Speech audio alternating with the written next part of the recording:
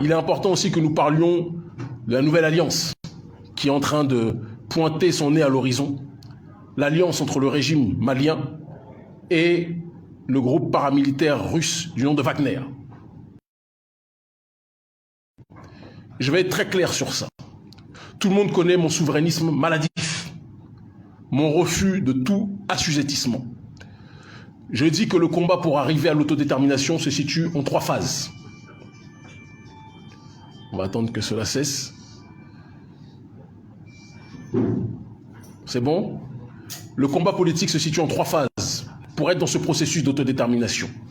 Nous sommes aujourd'hui dans un marécage, attrapés par un crocodile qui se nomme l'oligarchie française. Pour sortir de cette oligarchie, nous allons prendre la main de ceux qui nous l'attendent pour nous sortir de ce marécage. La main se trouve être pour l'instant la main russe.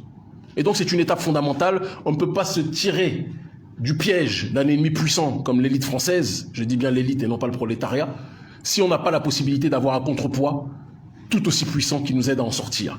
Mais, nous le disons avec grande lucidité, l'objectif ultime du combat que nous menons, ce n'est pas de passer de France-Afrique à Russie-Afrique, mais de passer de France-Afrique à Afrique-Afrique. Et donc Russie-Afrique est une étape nécessaire, je le pense fondamentalement, Russie-Afrique comme peut-être d'autres pays aussi, qui pourront, j'ai envie de dire, nous prêter main forte, mais ne soyons pas bêtes, tout le monde vient en Afrique pour des intérêts bien précis, et il est temps donc par conséquent que nous défendions aussi nos intérêts.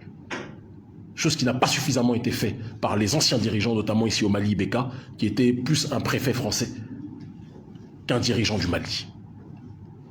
J'irai plus loin en vous disant que il est temps aujourd'hui que nous regardions en priorité ce que la population africaine, les populations africaines ont à gagner de chaque partenariat. Et c'est dans cette démarche-là que nous pourrons être dans un cadre de progressivement nous autodéterminer. La France a échoué. C'est comme dans une histoire amoureuse, vous laissez 4, 5, 6, 7 chances, 8 chances, 10 chances à votre compagne ou votre compagnon, mais si votre compagnon ou votre compagne passe son temps à vous tabasser, à vous voler, à vous violer, il arrive un moment où si vous continuez à rester avec ce dernier, c'est que vous aimez ça. Ou vous êtes sous son emprise. Il est temps de briser cette emprise et de voir si l'herbe n'est pas plus verte ailleurs, en attendant d'arriver à un stade où on se contentera de notre propre solitude.